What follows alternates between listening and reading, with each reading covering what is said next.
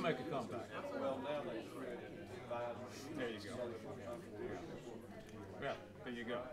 Yeah, you're yeah.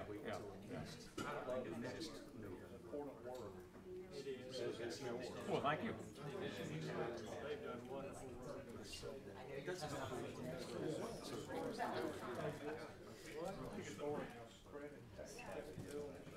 That will be under Georgia Trust for the Preservation, not under the Georgia Historical Society. They've got a bill in Ways and Means, and they're going to try to activate Debbie Buckner's looking at it. Because Columbus wants to do it.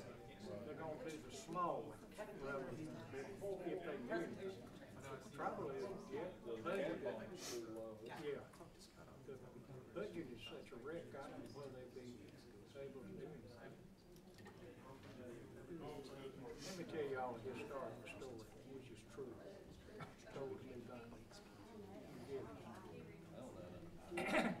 In 1950, Herman Talbot ran for re-election. Second term, finished his father's first term. The state of Georgia didn't know about Iraq, rock bottom, every county. Go in. And so everybody promised they weren't going to raise taxes. So the first thing Herman Talbot did when he got re-elected, Bailey got re-elected, and he got re-elected. He put a big board between his desk and everybody in the house, everybody seen it. Red or black check by your name. And he said that he was going to put, that's when they put in the 3-cent sales tax. So we went from 0 to 3.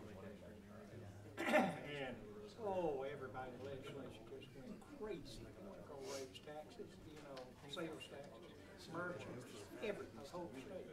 He called them in one by one and cracked his caps and finally passed it. And he was so unpopular. I was in grammar school, and I remember in the first, second grade, first year of his second term. Not now. And we got new textbooks. They hadn't had new textbooks. No. The children. That's Got the old English textbook. Yeah, I've heard of that. They rotated them out. But anyway, he took that 3-cent sales tax, and all of a sudden, Cobb state killed him. That's when he built. Pulled out Hill-Burton money, built on hospitals. That's when he built Calvin Bridge. That's when he built all the highways. And at the time, it was like, no. He did something with it. Gave us all the textbooks and everything. He went out of office in 1954. As soon as Walter F. George was President pro tem, Chairman of the Armed Services Committee, Dean of the United States Senate, Howard was member of the United States Senate. Calvin started he walked. He was so popular, which shows somebody what you're doing with the money. So anyway, It's just a tax cut, and everybody knows what they mean. Take that money and do something with it, then they know.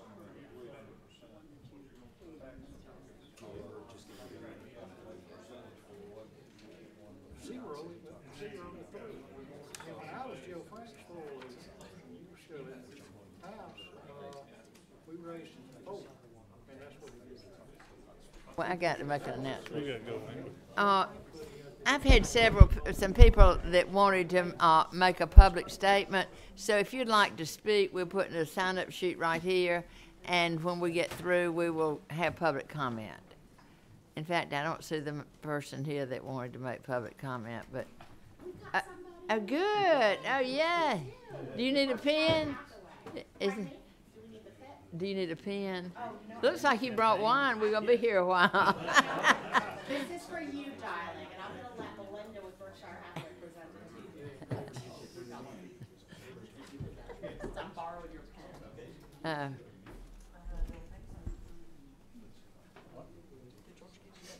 No, he did not.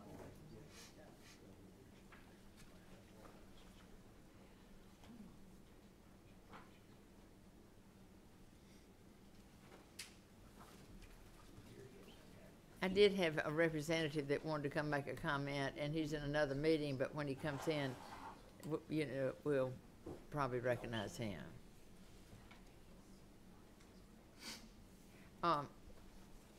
Thank you, and thank you so much for coming.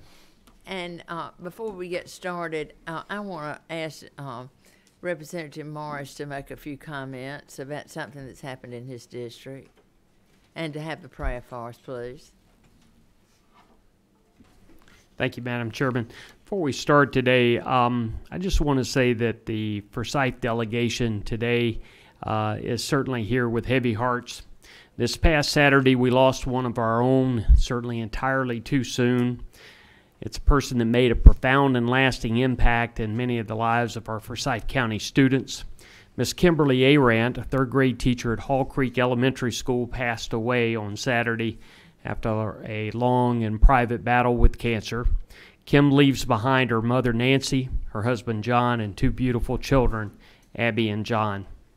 Kim will be deeply missed by her friends, family, and community. Today, our thoughts and prayers go out to Kim's family and to the staff and students at Hall Creek Elementary School.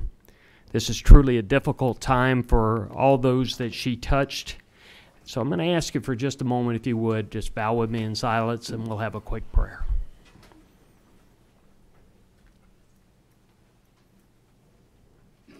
Father, we thank you for this opportunity to come do the business of those here in the state that have sent us. We ask for your guidance, that you guide our steps, our words, and our actions. For these things we pray in your name. Amen. Thank you so much for coming. And we're going to do things a little differently today. After you present and we have questions, we're going to have the questions then instead of waiting to the end. I guess this really gives us an opportunity to really see what some of the cuts are about, and we want to be fair because we know some of them are probably justified. I'm sure many of them are. But we just want to look at the cuts and try to understand where they're coming from. And so, first of all, let me get the agenda. First of all, the Historical Society. What line is that? It's in economic development. It's on the tracking sheet, it's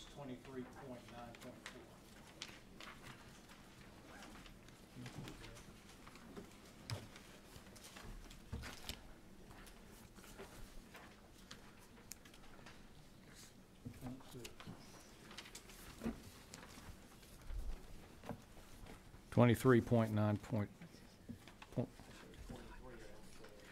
.9.4. 23.9.4. 23.94. Dr. Gross, thank you so much for coming. Well, thank you, Madam Chairwoman. It's an honor to be here today. And I'm honored to have this opportunity to address the committee. I'm honored also to have with me today the Georgia Historical Society's Director of Communications, Patty Maher, and retired State Senator George Hooks, who helps to represent our interests here at the Capitol. When I addressed the committee last year, it was to update you on all the progress that the Georgia Historical Society has made with the Georgia Historical Marker Program, and to thank you for fully funding the program. And today, I'm here for a very different reason.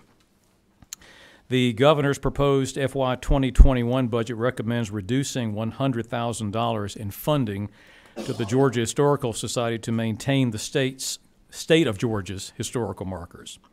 This is a 50% reduction in the funds necessary to administer this program effectively and efficiently.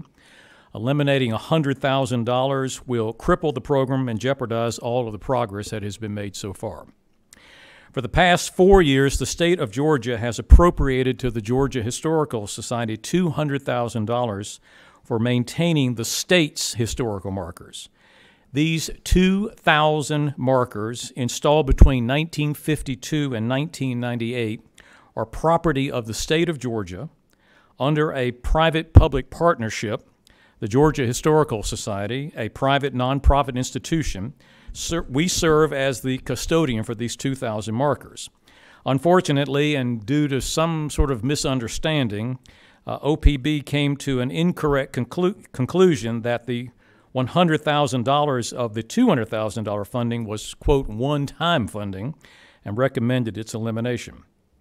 OPB also stated that the money being cut was for the Georgia Historical Society's markers, which is also inaccurate. The $100,000 proposed cut is for the maintenance of the state's historical markers, not the Georgia Historical Society's markers. The Georgia Historical Society receives only $7,500 in state funds for installing new markers, and these new markers are maintained by the Georgia Historical Society without state support. Since becoming the custodian of the state's 2,000 historical markers 5 years ago, the Georgia Historical Society has made tremendous progress on repairing and replacing missing state historical markers, and I would draw your attention to the report which we have provided each one of you. We're using the latest technology, website, database, social media, smartphone app to create access to the state's markers for Georgians and visitors alike. As a private institution, we work hard to make this educational and economic development program as efficient and cost-effective as possible. There is no duplication of services. For the past 70 years, the Georgia Historical Marker Program has been enormously popular with the people of Georgia. It's an important educational and economic development tool. I cannot think of a time in recent memory when an understanding of history has been more crucial for our nation. These 2,000 markers tell the story of our state and its people. They are an invaluable resource and an investment that needs to be cared for and accessed by the people. And the Georgia Historical Society can keep doing that for the state in an effective, cost-efficient manner if properly funded.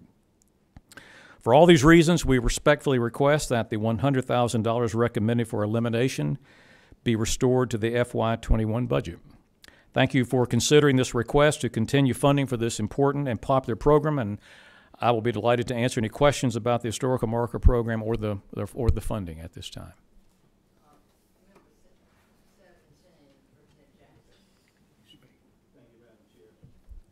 I got it, Press. Am I on? Madam Chairman,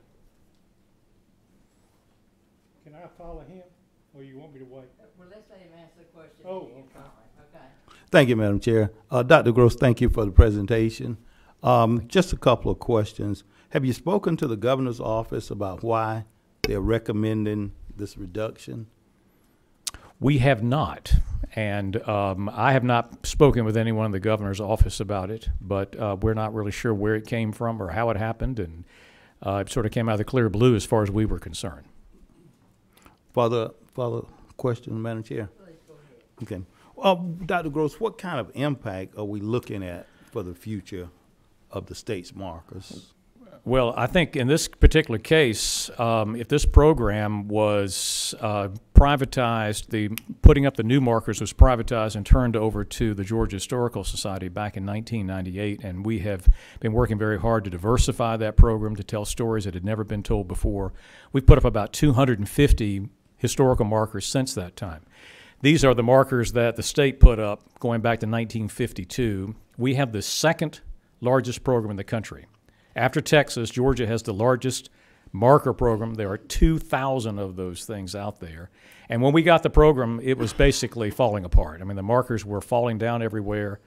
And we actually went to the governor and said, let's stop this division between old and new. If you'll give us responsibility, we'll take it on and we'll get it done, and we'll make sure that these markers are back in place. So, you know, I think this program is crucially important for many, particularly for many rural districts. All they have is their history. And people do read these things. They follow them, and we have this free phone app. These people used to use books, but now there's a phone app, and you can create driving tours using our website.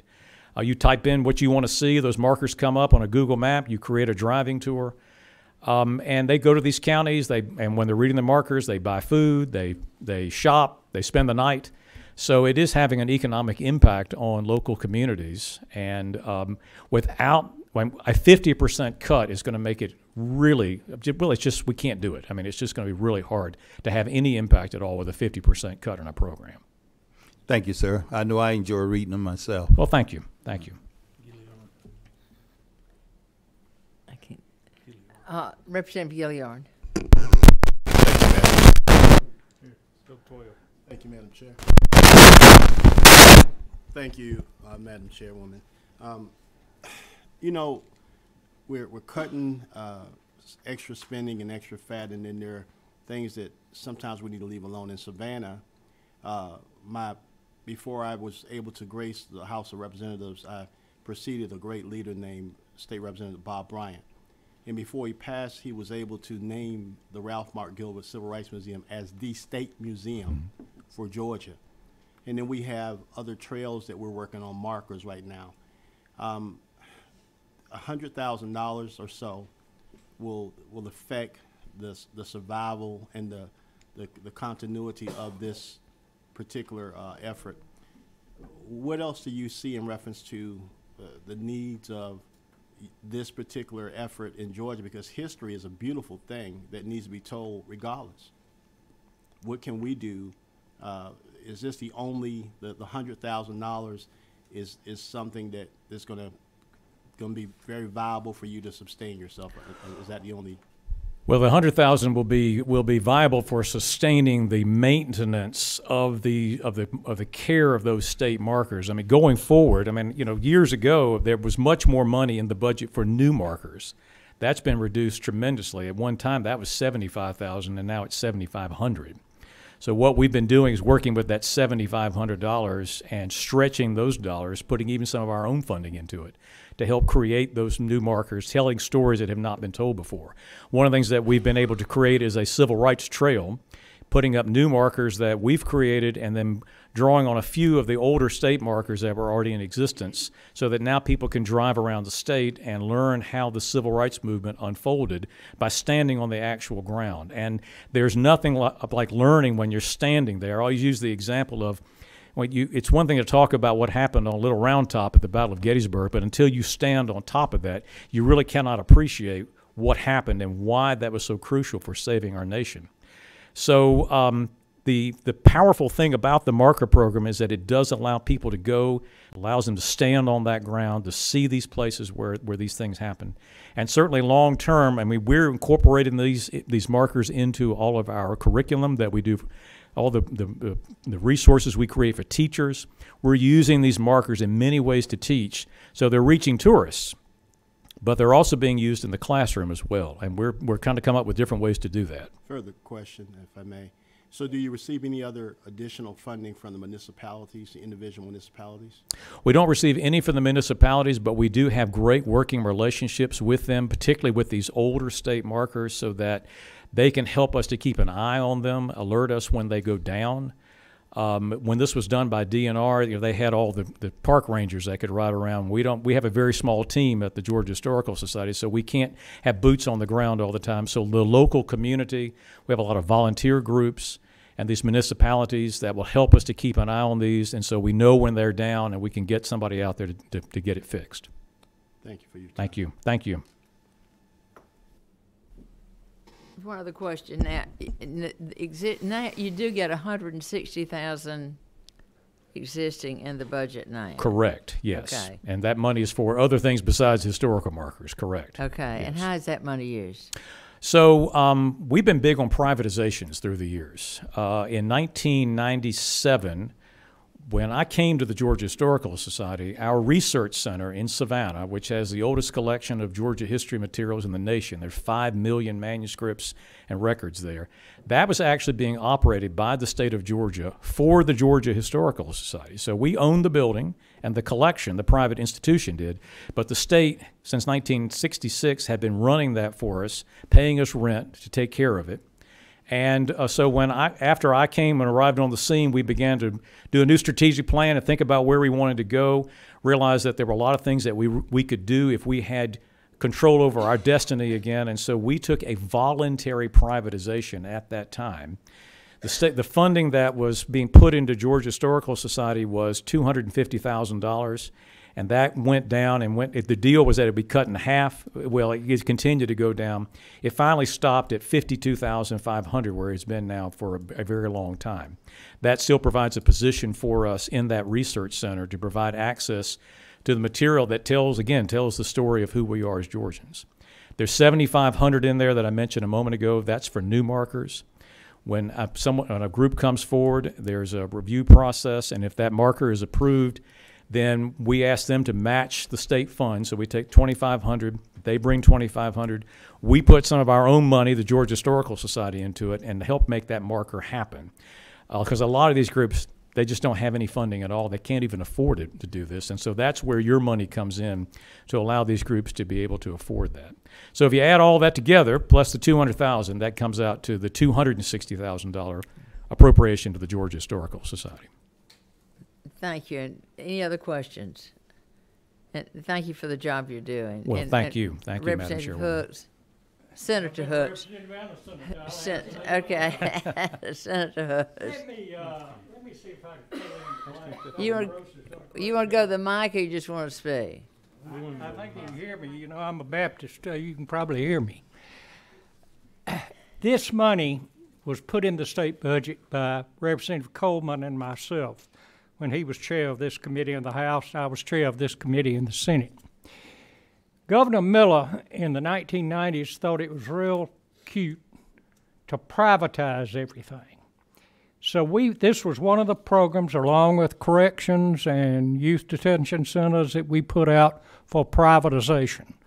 For 2 years, it sat there where it wasn't privatized. Started off under Governor Talmadge in 1952 in the Secretary of State's office. Secretary of State Ben Fortson had total control about where all they went. It was moved over to DNR. Governor Miller recommended it be taken away from DNR and put out to a private company. Not one single person bid on it for 2 years. And it sat there for 2 years. Finally, Chairman Coleman and myself got with Dr. Gross, and we put it at the Georgia Historical Society at Savannah with the guarantee that they would maintain that. This is a misprint in this budget. It's not Georgia Historical Society's markers, it's the state's historical markers. They don't own them. The state of Georgia, you own them. So I don't know where OPB got that language, but it is incorrect. It needs to be corrected in the language. Now let me address the money. We gave him, as he told you, the amount of money. It's been reduced down to 160 for maintenance of the existing markers. The reason we have so many markers is we had so many battles fought in the state of Georgia, and we've got so many historic sites. We have a civil rights trail that comes through my hometown of Americus. We also have Andersonville National Historic Site. Next door we have Webster County, tiny, tiny Webster County. 2,000 people in the whole county. On the courthouse grounds they have 3 historical markers, all of which are very historical to the state. We're lucky to have that, but they cannot afford to maintain it. And the state is getting a valuable bump. I don't know how this got in there. And the reason Representative Coleman and myself decided to give it to Dr. Gross, we knew that the language on it would be correct. We found 2 markers that had the state's first pecan tree, one at Brunswick and one at Savannah. Well, it's bound to be just one. Then we found the world's largest largemouth bass that was caught at Soperton in 1936, and they didn't keep a record of it. They ate it, but they put up a historical, Mr. Fortson put up a historical, it was during the Depression, Mr. Fortson put up a historical marker to that. We didn't want to be, and you've seen the language on some of these things is incorrect. And we knew by giving it to the Georgia Historical Society, which is a repository of the Georgia's historical records, it would be historically correct. And people travel this state and enjoy those things. They are tremendous. This money that OPB has recommended to delete is the repurposing of ours, of all Georgia's historical markers, which are desperately in need of repair. And I'll be glad to answer any question, but we felt like that was the right place to put it. It is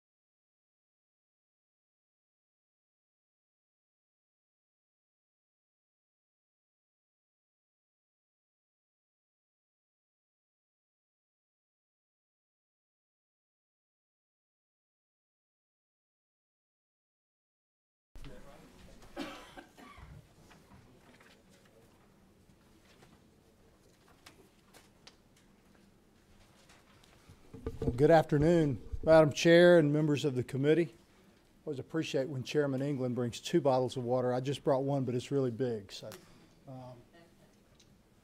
okay. So I presume y'all are all very familiar with our role and responsibility at the Department of Community Affairs. And in the interest of time, I won't spend a lot of time there. Of course, we're the state's community development agency.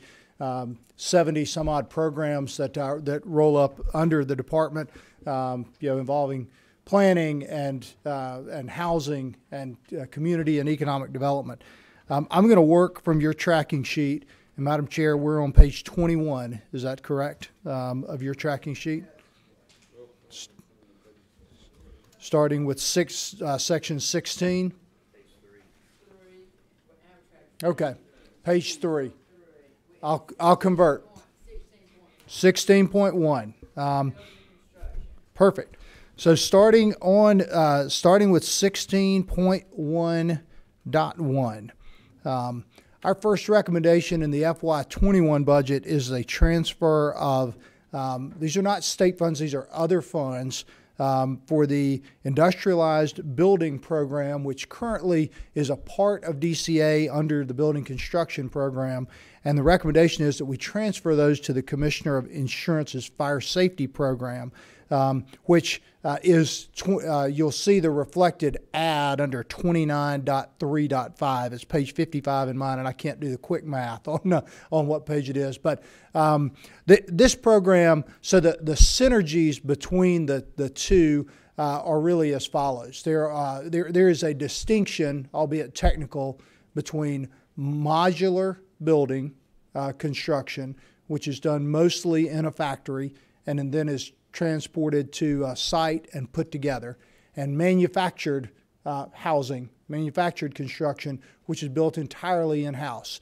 The state has 2 different programs that monitor those 2 activities. The industrialized building program monitors the modular construction process. It actually outsources the inspections to third-party inspectors, but the Department of Insurance has a team of inspectors that inspect those manufactured buildings. And so there's a natural synergy there, and that's the recommendation for the transfer from DCA to the Department of Insurance, or Commissioner of Insurance. Over in Department of Insurance, they have somebody that's inspecting manufactured housing. That's correct. Whereas our program maintains a list of qualified inspectors, you would hire someone off of that, and the developer would pay the inspector directly. And they also inspect elevators too, I think. I believe that's done at insurance. I can't speak to the insurance commissioner's budget. It is. I think they do. Boilers and elevators. Okay? Okay. So that's $232,353, but no state money. Representative Perkle has a question. Thank you, Madam Chair.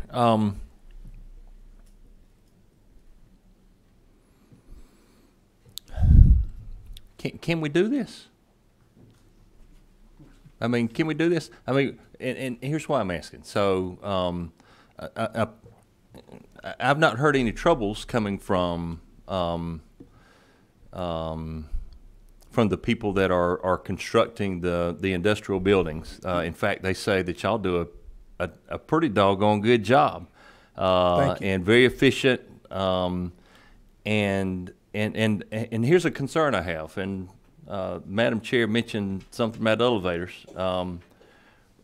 We're having trouble with maintaining on another committee that I'm on, having enough people to inspect elevators at appropriate and efficient times. And my concern is if we're going to add more work to another department, which is not yours, I mean, you can't speak to that. My concern is adding more work to another department that is already having trouble keeping up, apparently, with the elevator inspectors, which I think is, I don't know, I think it's pretty important to make sure, you know, I've never been stuck on one, but if I were, it'd be a lot more important. Is there a problem where they're at now?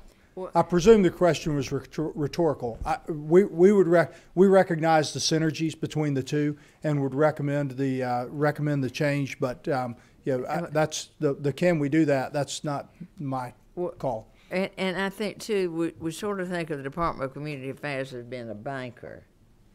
And that, to me, they are the banker of the state to let funds out and everything.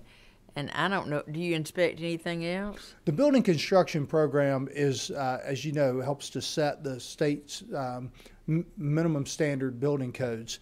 And that's, I think, why this program was placed there in the first place, because it's not a, building construction is not a finance program. It's a technical assistance program. I simply put forth the recommendation as follows. I understand. Thank you. I'm going to keep moving, Madam Chair. If Representative, I just had a follow-up question Okay. to Representative Perkles. You made the comment of whenever he said, was talking about it going over to the insurance. You said we don't make that call. Who makes that call? So the recommendation we put forth yeah. was done in conjunction with the governor's office and Yeah. OPB. So that was that's and we're working closely with the insurance commissioner to realize those synergies. Okay. All right. Thank you. And I apologize, I didn't see you when I said I'd move on. Other questions, Madam Chair? Okay. Moving on to section 16.2 under coordinated planning. During our amended budget hearing, I talked to you a little bit about the regional commissions.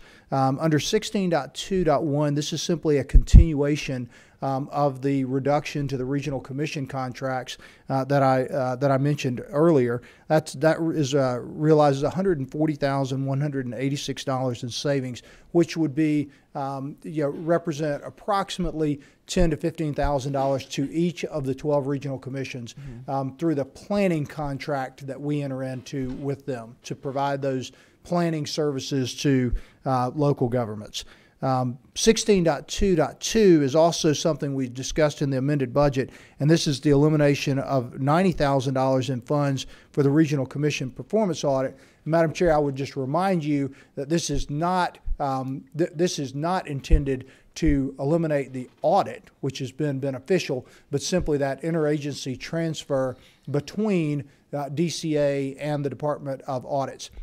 You asked me a question in our amended hearing about do we incur cost or expenses from audits for any other audits that are conducted. So no audits on state funds are we required to pay for. If they audit any of our federal programs, we do pay for for those audits out of federal funds, but no audits on the state side. Of course, this is state money. And so the elimination of the $90,000 is simply the interagency transfer or the paying for the performance audit division at Department of Audits. Well, a lot of the money that the regional commissions are is state money. Correct. So we would say continue to audit and eliminate the audit fee. Well, I'm meeting with the audit department tomorrow. Really, the only way we know what's really going on is through these audits. Yes, ma'am. And every one of them is not audited every year. That's on correct. A rotation basis. That's correct. And but I'm meeting with the auditors tomorrow. Great. Under 16.2.3, still under coordinated planning, is this is simply a funding source transfer. This is the environmental contract for the Keep Georgia Beautiful program, which is currently funded through state funds in the coordinated planning budget. And the recommendation is that that funding, $175,000 in total, be transferred to DNR's Solid Waste Trust Fund. So a $175,000 reduction in this budget that would be transferred to the Solid Waste Trust Fund. Keep Georgia Beautiful, as you'll recall, has about 70 affiliates all across the state that address issues related to litter, to blight in communities, and so this is this program really leverages local money, to a significant extent for that $175,000 we invest. Well, does the trust fund in the language establishing the trust fund, can they use that for One Georgia money?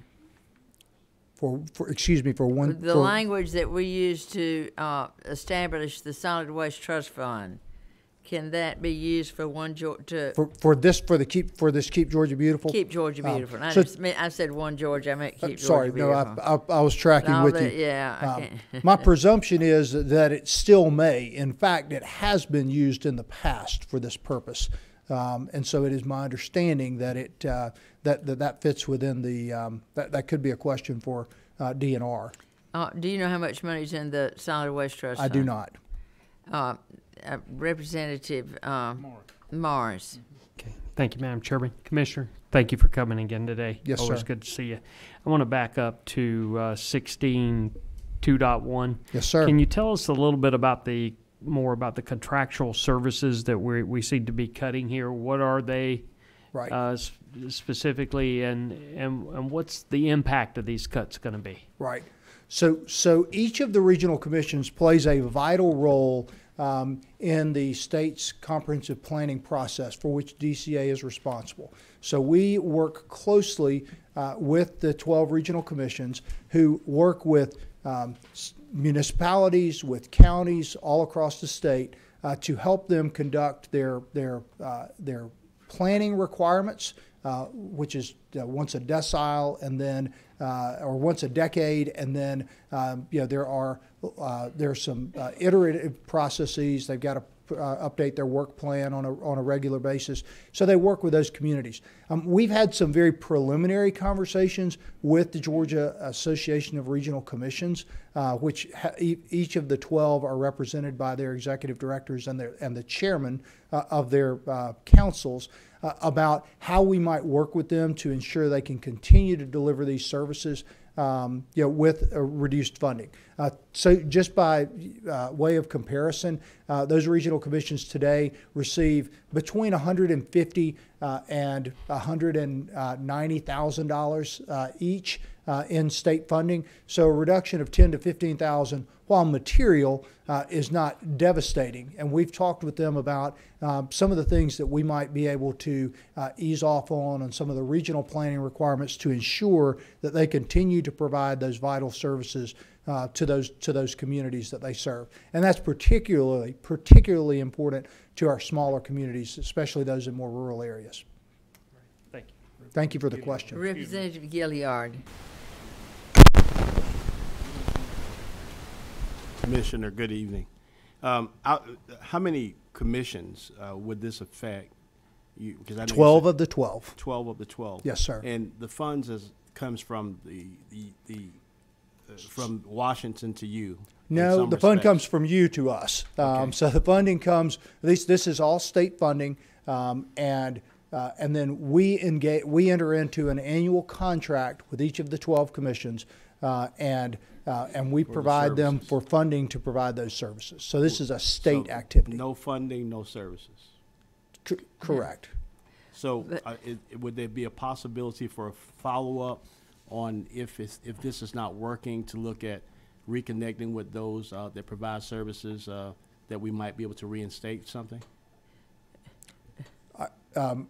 If I understand the question as let's review results at the end of the year and see if we need to restore funding. Was that the gist of the question? At some point, just keeping the General Assembly advised of the progress. Is it working, or if we need to look at other measures? Certainly, we'd be happy to do that. Yes, sir.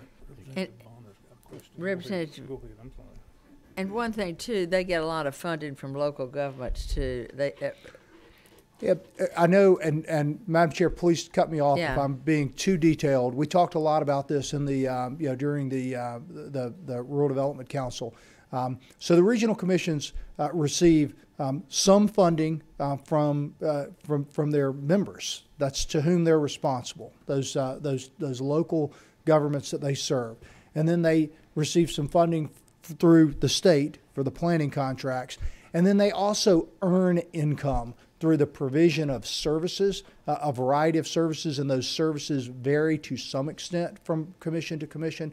So their funding model is somewhat complex and is heavily weighted to kind of a cash flow model. as opposed to annual appropriation. Thank you. Representative Bonner. Thank you. So the cuts to each commission, is it an equal amount per commission? So I'm getting into the details, and I do have a couple of team members in the audience. I may turn to them. So the way that the commissions are funded, and this was a model that you helped us to derive. There is a base level of funding, and then there is an incremental amount on top of that. That base level of funding, I believe last year was approximately $157,000, thereabouts. Any amount on top of that, again, the max was about 190.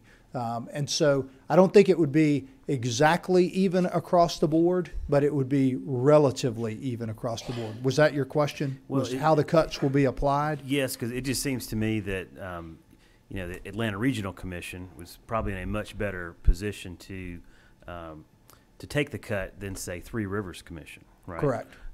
Or in some of our even more rural areas where these regional commissions play a pretty vital role in economic development for that area. Right. So I would just certainly concerned that there's may not be the analysis being done to really look at targeted cuts in terms of that, rather than just saying we're just going to cut them all equally across the board. Because I would submit that the impact to each of those is not equal. I agree. Representative Tanksley. Commissioner Nunn, I want to go back and revisit the contract for environmental projects, and you identified that as Keep Georgia Beautiful. I was the representative that worked really hard to learn a lot about Keep Georgia Beautiful and identifying the senators and representatives that had affiliates in their within their districts. And as you said, we have around 70 affiliates, and they have around 93,000 volunteers. Communities take pride in having the Keep America Beautiful Day and Keep Georgia Beautiful cleanups. They do a lot with education, recycling, and litter abatement. And I like it because they reach, from children and grammar schools. Some affiliates have mobile units to go around and teach them how to recycle materials that are on their trays. And I always felt like, I'm just going to say this, that it fits so well into DCA because you and your agency do so much for cities and counties across the state of Georgia. And I would say, I would like to talk, and I will ask you another question about Brace. The blight abatement is not something, I mean, you can say that removing litter and recycling certainly removes an amount of blight, but they don't have the, authority as a local government to do that. But right. But that's for another day. But I just want to say that we fought really hard to put $175,000 so that there would be some stability in the budgeting for Keep Georgia Beautiful.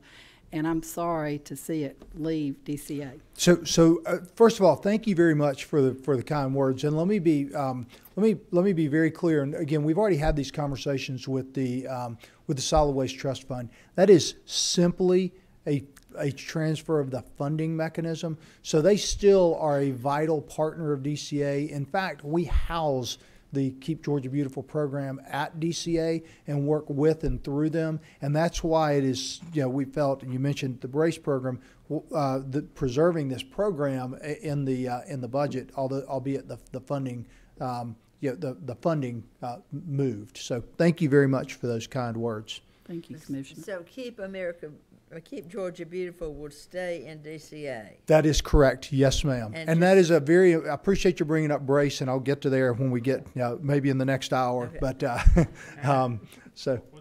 Was there any funding put in the DCA? But, okay, we can find that out. I'm moving at y'all's pace. You tell me what. Find out if they transferred any money from Solid Waste Trust Fund to Keep America Beautiful. Okay. Moving on, 16.3, .1 and .2 are enterprise adjustments. .3, 16.3.3, this is the full year reduction of the Georgia Advocacy Office. We talked about this, Representative Gilliard, at at our amended budget hearing, the Georgia Advocacy Office and the Office of Disability Services Ombudsman do have some overlap. Admittedly, one is a more reactive and one is a more proactive advocacy role for persons with disability. But the recommendation is that we eliminate those funds, and the $224,902 is the full year, and of the amended budget reduction, which was a 1/4 year reduction. 16.3.4 is simply the elimination of the non-binding language disregard of the $15,000 that was included last year in our budget for the Commission on the Holocaust.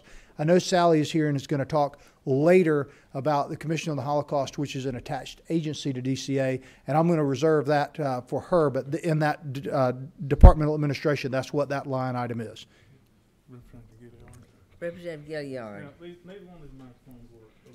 They don't work. Just talk there.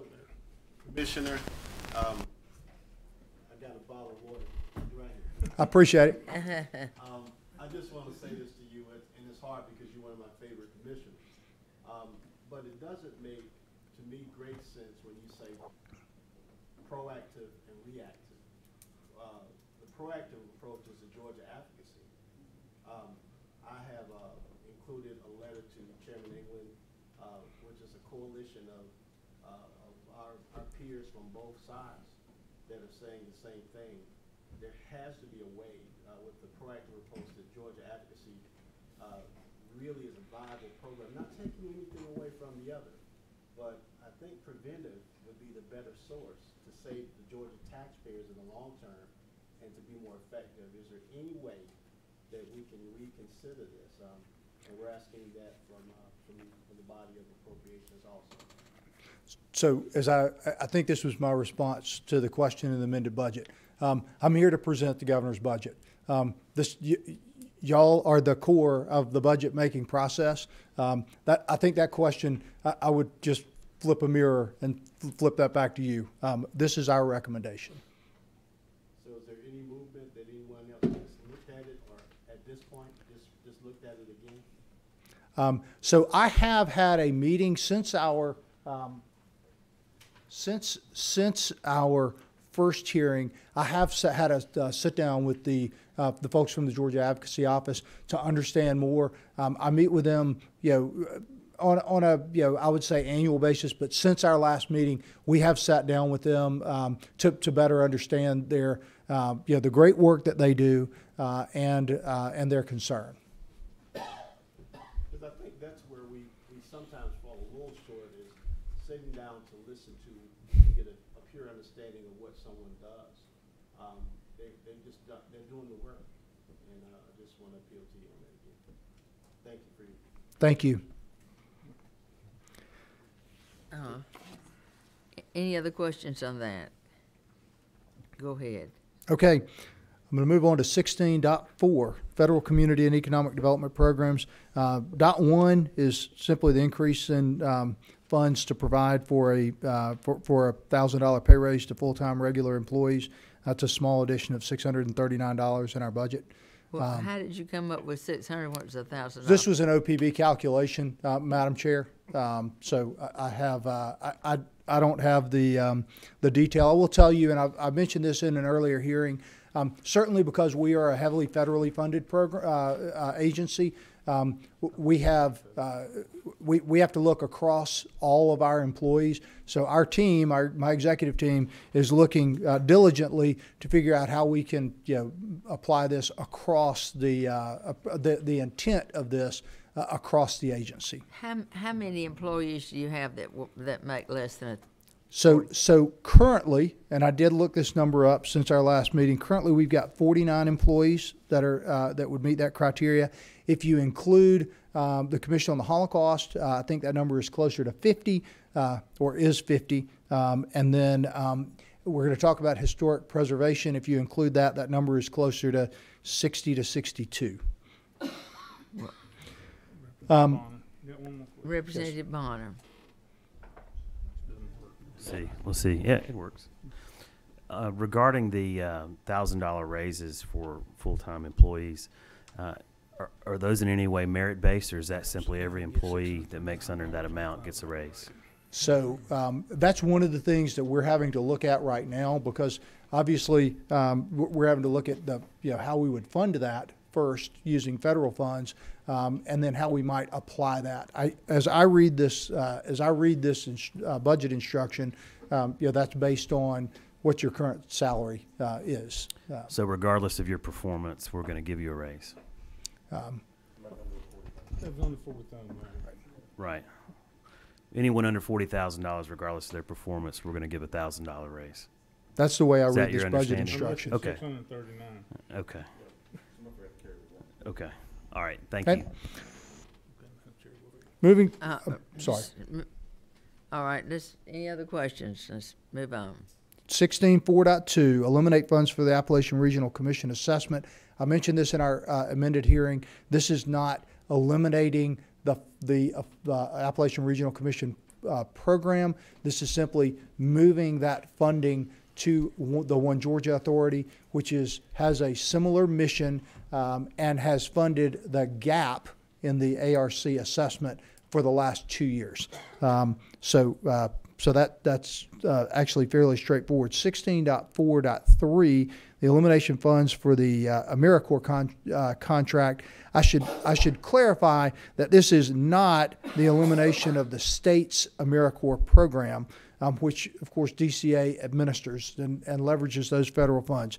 These funds are matching funds for an AmeriCorps sponsored program in the Albany area. It's I believe a 2-year old program that provides tutors for 4th through 8th grade students in underperforming Dougherty County schools. To date, I think they're in 13 schools in total with 27 tutors, and they serve about 516 students with an average of 66 minutes per week of tutoring. Interestingly, because this contract is with a provider out of Minnesota called Reading and Math Incorporated, which is a national nonprofit that is headquartered in Minneapolis. The AmeriCorps funds for this program actually come from the Minnesota State AmeriCorps program. The $481,788 in savings is simply the match to unlock those funds. And it was our understanding that this is a 2-year program. So the recommendation is that we eliminate the funds after the 2 years. So how much do you pull down? So originally, and the way I can tell you this, not because I'm responsible for running the Minnesota AmeriCorps program, but because of Georgia, we do administer Georgia's program. Early on that might be a 60-40 or a 70-30 match, but it reduces over time, and currently it's a 51-49 match. So the state, this 481 and change is 49% of the total investment in that math core program in Dougherty County. Well, how has the program worked in Dougherty County?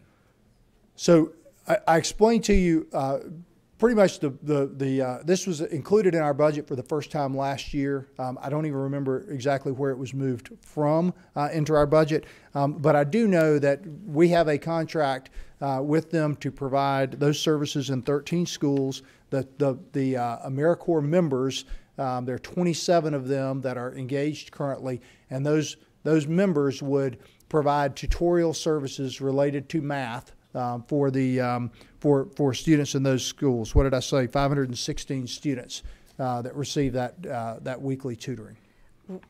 Was this at one time at the Governor's Office of Student Achievement? Or that sounds familiar. Sounds right. I believe that may have been where they were transferred from last year. Okay. Representative Bonner. So what's been the result of the program? Has it worked? Has it been successful? So the end of the 2 years will be this school year, and I presume that we will get a report from them at the end of the 2 years as to how effective that has been.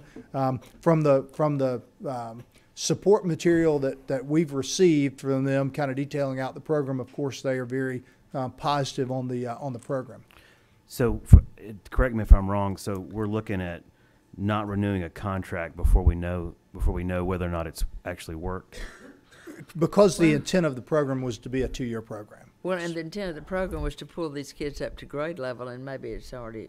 Well, that's what we don't know. Right. That's what I'm asking. Yeah. And we don't. That's something we don't know. But we already made a request to cut the funding for a program that may or may not be successful. That's all I had. Thank you for the Okay. question. Go ahead. Okay, 16.6.1 under regional services. This is a $63,838 reduction to realize savings from one-time funds for vehicle purchases to reduce high mileage travel reimbursement. I'll tell you, we're still working on the details on this, but we believe we'll be able to realize the $64,000 in savings here. You'll recall in the amended budget, money was included $60,000 to purchase 3 vehicles.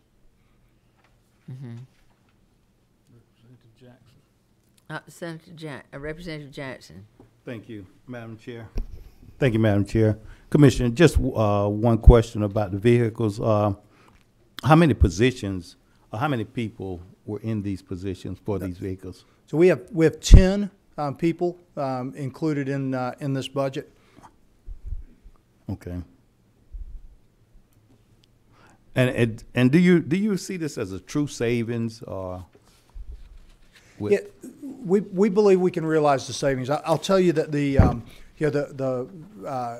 numbers that we're working from, we're looking at us purchasing vehicles for all 10. We have the money to fund 3 vehicles. So we're working through how do we realize the full 64,000 or 63 and change. But we believe we can achieve that. Thank you. Go ahead, please. Okay. Moving on, 16.8.1. This is a continuation of an amended reduction. Reduce funds for personal services to reflect 1 vacant position and realignment of duties, $64,754. That's a position that was vacant at the time that we began to work on our budget reductions. As you recall, we have 7 statutory reports that we are responsible for producing. We're working on how we continue to streamline and deliver those reports with the 2 positions. So it's the reduction of that 3rd position. Under 16.9. Representative Jackson, 17. Thank you, Madam Chair. Commissioner, back to 16.8.1 on the research and survey. What positions are these and what were their duties? So there are 7 reports, and I wish I could rattle them all off the top of my head. The report for local government finances, the report on authority finances, the registration of authority finances, the hotel motel tax reporting, government management indicators. I'm getting to the end of my my off the top of my head list. So the individuals that do those, and we try to keep them on a cycle so that so that they are not all due at precisely the same time. But we manage the gathering all of that information, packaging all of that information, disseminating it out to the appropriate individuals, and so frankly, we're a consumer of much of that information, and certainly the communities that we serve. We're just working to figure out how we can streamline that so that we can continue to deliver all 7 of those reports as efficiently as possible. And that's what that 1 position does. It's one of the people who is involved in all of that. Thank you. Thank you for the question. I think that I was on 16.9.1. Yes. Okay. This is a recommendation of the reduction of funds for the Statewide Independent Living Council by $100,000. In FY18, their funding level was $100,000. That was increased to $200,000. And this is simply a recommendation that funding be reduced to FY18 levels. You know, I will tell you that the Statewide Independent Living Council does great work. And, you know, at FY18 levels, I believe they were able to serve between 13 and 17 individuals, providing home access services. Last year they were able to serve 24 to 26 individuals with home access services.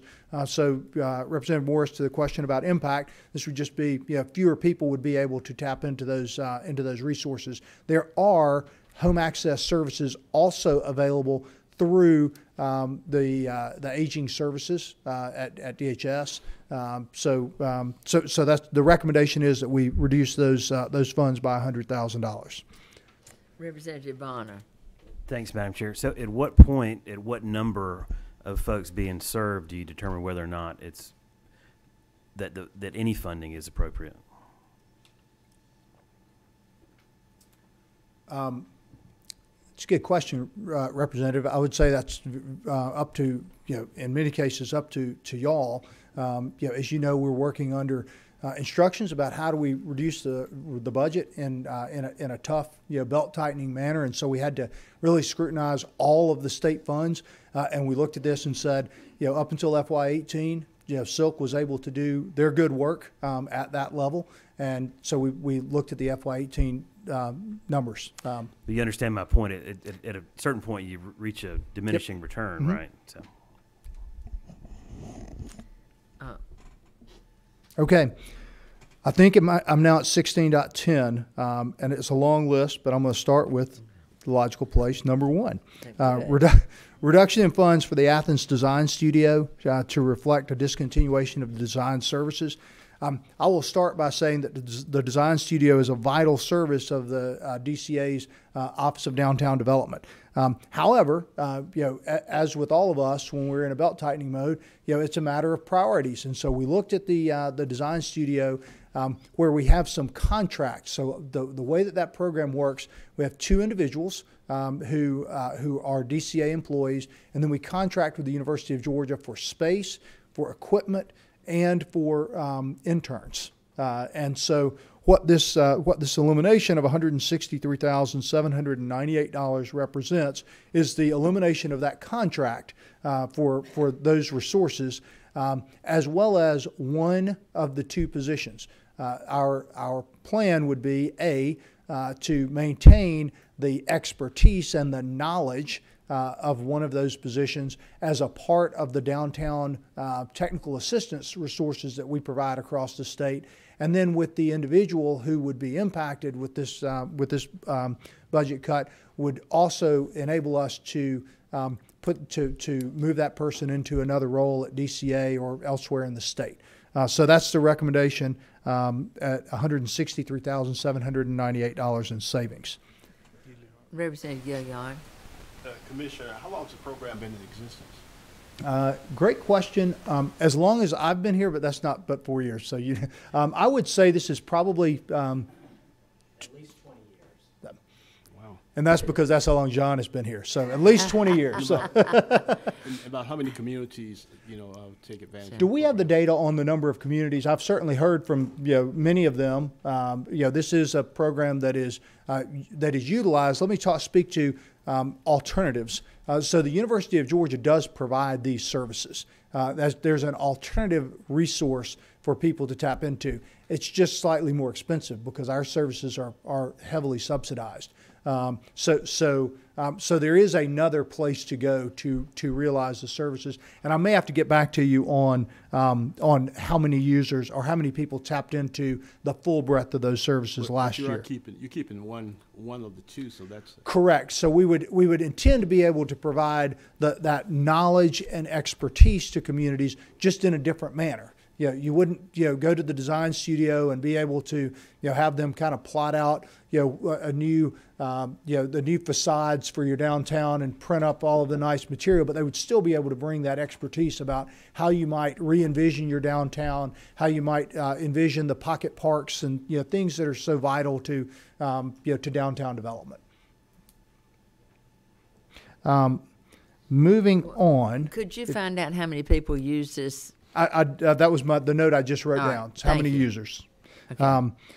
Next, 16.10.2, eliminate funds for the blight removal and code enforcement, or the BRACE initiative, which Representative Tankersley alluded to earlier. This too was, simply that discussion that we just had about, how do we prioritize among many, important vital services. This was a recommendation from Rural Development Council last year, the intent of which was to provide small grants, $5,000 each, to communities to go put a dumpster in the middle of town that people could bring, unwanted, things that could become eyesores and get rid of that. Similar to the Keep Georgia Beautiful, pick up, your local community day. And because we don't have the resources to implement that, when I talk about the elimination of a vacant position later, that was why we said, let's make sure we're preserving the Keep Georgia Beautiful funding so that we can, and we've talked with them about how they can leverage that network or those 71 affiliates to accomplish at least some of the objectives here. Out of the 300 and something thousand, you couldn't have hired somebody to do it? None of those were grant funds. There was no Grant administrative funding attached to that. Okay. All right. Did you come back and ask us for money? That money was included in the budget starting July 1, and our intent was to use a part-time resource to put that in place. We did not. No, ma'am. Because we've got blight all over. Without doubt. I mean, I think all of us know that you don't have to spend much time around this state to appreciate the fact that blight is an issue. It's one of GMA's top issues and concerns. And one thing too, a lot of people don't have the access to a truck or any way to go to a dumpster, and that was a good way that we can try to clean up the. I understand. I grew up driving around on a garbage truck in Perry, Georgia, doing this. So that's exactly what the thinking was with the Keep Georgia Beautiful, of how do we at least achieve this program intent. Thank you. Representative Tankersley. You probably answered a lot of my questions and concerns, but are you saying that funding, out of the $175,000 funding, that they would be able to add an additional program? They cannot do code enforcement. Correct. I mean, but well, the BRACE program was not intended to do the. It does have something to do with code enforcement. That's how the C and the BRACE can do. Right. So the way that the program was outlined to us was that it was a grant program intended to provide, as I explained, the resources that the communities could. We could provide the small grant. The communities could eliminate potential eyesore in their community. It came in that if we had a house that was falling down or a building, that they could get a grant program to help tear that down if the code enforcer had redeemed it and as a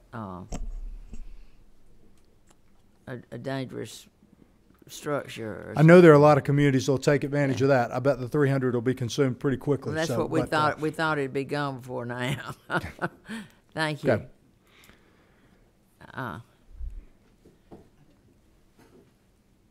Did that answer your question, Representative Tankersley? I think that it did. I may have to come back to it, but let me think about it. Thank you. You know where to find me. So. Okay.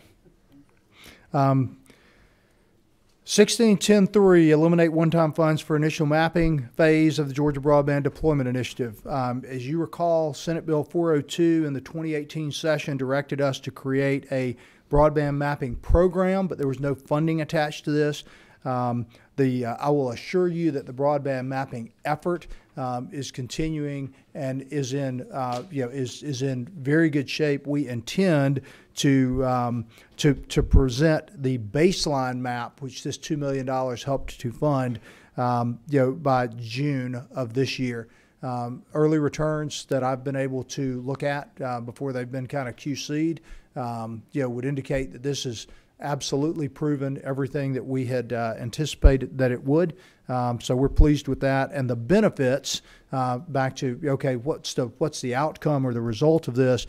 Not only has this effort really helped to encourage private providers, who have been actively involved in the process, it also is certainly intended to help us prioritize any future grants or grant money available.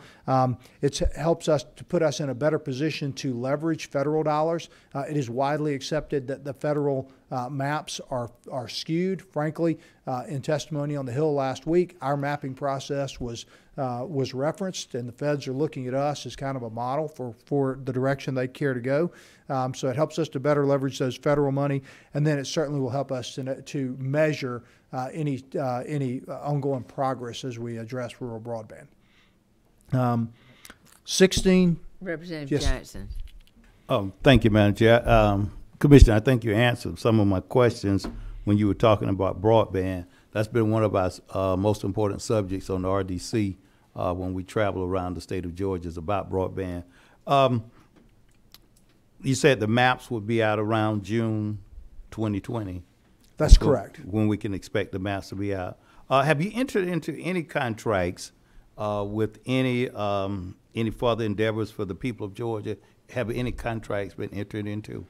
So I'll tell you that there's a lot of interesting work going on, and a couple of the benefits I mentioned. One is is helping to encourage private providers. I think in some of the baseline or some of the pilot maps that we did, which helped us improve our methodology, providers looked at those and said, "Wow, I didn't realize that these parts of communities that we serve were not currently served," and so that helped to encourage some private sector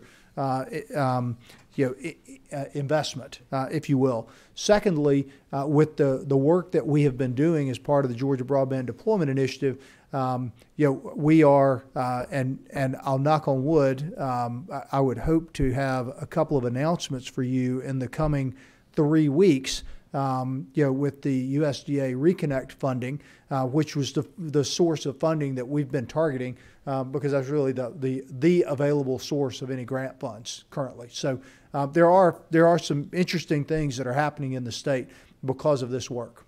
Thank you. Our rural areas need it. Thank you. Thank you for pointing that out, Representative Jackson. Go ahead. Dot 4, I think that's right. 1610.4. Reduction of one-time funds for the Cobb County Support Center, $75,000 reduction. I mentioned this in the amended. We did take this in the amended and in the FY21 budget. This was simply intended as matching funds for federal grant money that did not materialize. So the grantee came to us and said, "We don't need the money." That was fairly straightforward. The next 3, 5, 6, and 7 are similar reductions in the 21 budget. So not in the amended, but in the 21 budget of $25,000 for the Clayton County Food Pantry, Second Harvest Food Bank, and the Overcomers House Food Program. And those were all adds in the FY20 budget that were then taken out as one-time ads. And I do think that some of these things had problems. I know the Second Harvest, we had the tornado and the hurricane and all that. So these were sort of funded because of a reason. And so I can understand them taking them out. And I don't think to my knowledge, none of the food bank people have come to us with any additional problems. Right. So they haven't come to me, the U. Morgan. So I think those were, go ahead. Thank you. 16.10.8 is a transfer of $1,027,936 in funds from the Department of Natural Resources, the Historic Preservation Program, which we propose to merge into DCA. This complements the work that we do on the downtown development with the downtown development program very well. Commissioner Williams and I have talked about the fact that so much of the historic preservation effort is in rural historic downtowns. We continue to work very closely with them with historic preservation. We also administer several other tax credits, and the historic preservation tax credit is a part of this program. So the recommendation there is to realize the synergies. I would refer you, and I'm going to stop giving you page numbers because I've been off every time, but I would refer you in the in your big budget to 34.6.4 under DNR, which you'll see the transfer out and then our transfer in. You'll also notice in 34.6.5 under DNR's budget a realization of $361,201 in synergies as a result of the transfer. We're still working with DNR and OPB to fully understand the positions that might be coming to DCA and all of the funding necessary to ensure that this program continues with its intended success. But we're working closely with them on that. Representative Petrie had asked me about address it, and he's got another meeting. If you'd like to come speak to us a few minutes about one of your concerns. Thank you, Chairman. Maybe you can drink your water and take a break. Perfect. I was trying to set my order. Okay. You were close to right about that hour. I apologize. Well, thank you, Chair Lady. I appreciate y'all allowing me to do this. I apologize. I just ran over. We just got out of health appropriations. And so I really wanted to get here to speak to you about a rather small item in your budget, but one that's very important in my community, and that is you have got cuts in the amended and the big budget for the Chatham Citizens Advocacy Organization in my community. I want to help y'all to understand a couple of things about that. First of all, I'm a big believer in charity, and I think we all are. And I've always been one of those guys that believes that the community should take care of itself, and first and foremost. And that's what this group does. I know this group very intimately. My mother was a citizens advocate for years and years. She still is. She's just no longer involved with the broader organization. She just takes care of 5 or 6 people that she looks out for who are developmentally disabled or have other challenges in their life. And they just need help. They just need somebody in the community to help them to navigate through life. And so what this organization does, just want y'all to understand this, what this organization does in our community with the tiny bit of funding they get, which is less than $250,000 a year for the program, all it does is allow a broad cross-section of citizens in our community. It helps them to reach the individuals they serve. It's people charitably out of their own heart giving of their time. They basically adopt, if you will, individuals in our community. And I know Representative Gilliard knows this group as well. They adopt people in the community and they really latch on to them. And the goal is that they help these people for years on end. It's all volunteerism. What the funding does is simply allow us to manage the program so that we match people to the right kind of volunteer, and so it really connects people. It's a pittance. If you look at the value of this program, it's in the millions. It's all offered free by volunteers. All the little bit of money that's being cut in this budget does is help to facilitate connecting these people and managing this program. It's such a pittance. And I have to tell you, I was disappointed to see the cuts. I want to mention one other thing. Some of the language suggested that it was being cut because it's duplicative of an ombudsman program. And I have to tell you, that's absolutely incorrect. So I'm a long-term care provider. Y'all all know me. And y'all know I'm a long-term care provider. The long-term care ombudsman program is only for people in long-term care facilities.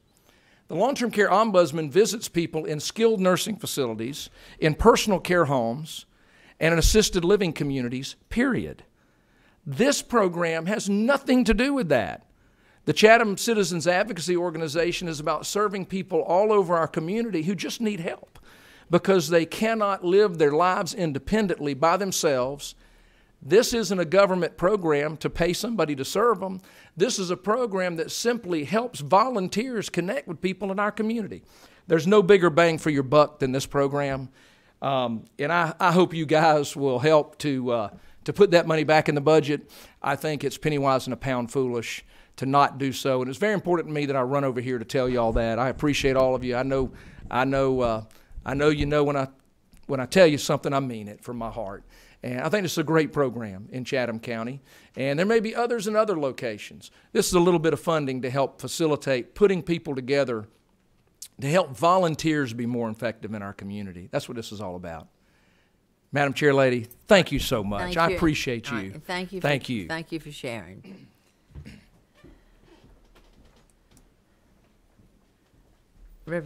Commissioner Nunn. Okay. So thank you, and I think we're close to the end. Okay. So let's see, we just went through, we're at 1611, is that correct? Right. Okay. 1611.1 is a reduction of personal services for a part-time position. I mentioned that in the amended.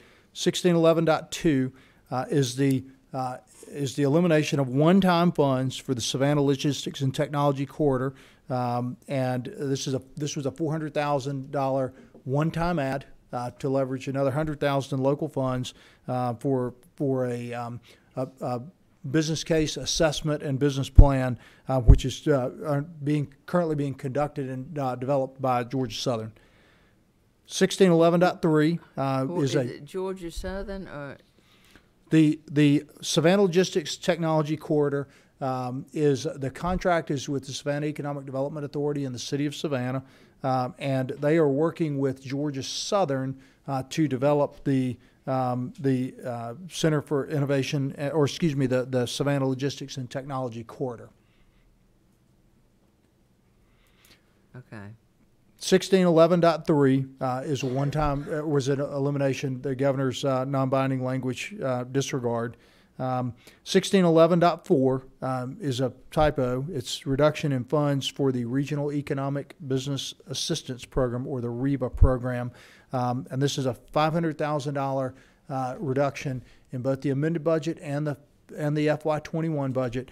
After detailed discussions with Commissioner Wilson, we believe that that we can sustain these reductions on a short-term basis. These are funds that are used to help attract competitive projects. So that's the gist there. Representative Gilliard. Thank you, Madam Chair.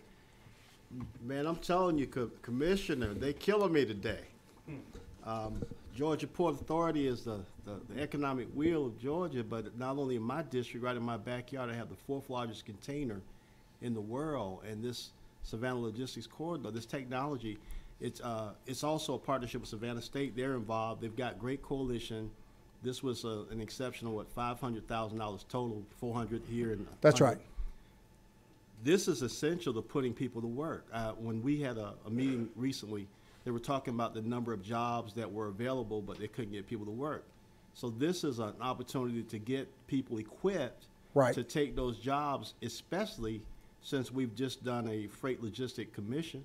I do not understand. I know the Bible says, lean not to your own understandings, but I don't understand why, if this is a one-time opportunity to get them started while we're cutting. So my understanding, Representative Gilliard, is that those funds were intended as a one-time ad because it's simply for the business plan.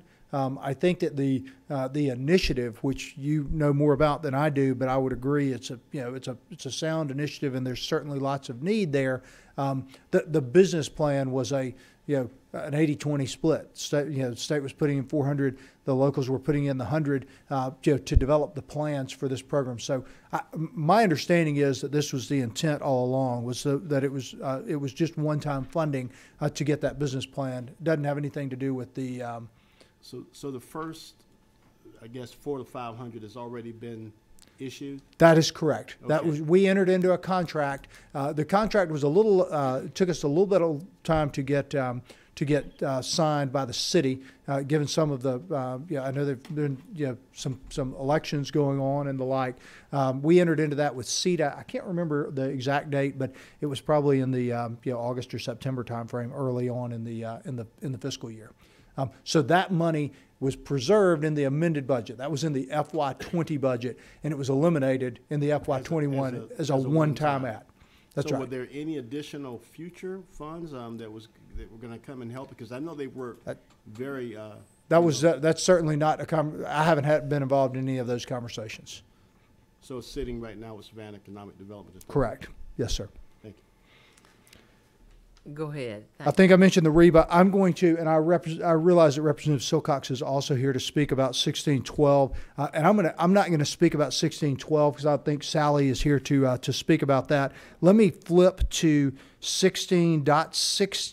16.1. The One Georgia Authority is managed by DCA, and you'll notice under 16.16.1 we're proposing an elimination of $3,675,000 from the One Georgia program. This too, like Silk, would reduce One Georgia back to its FY18 level. At the time when this funding was added, both the Department of Economic Development through the EDGE program and DCA through the equity program, we recommend those two. We're seeing a significant uptick in demand, and that's why those funds were added. But we're confident that we can continue to manage the program at its FY18 levels.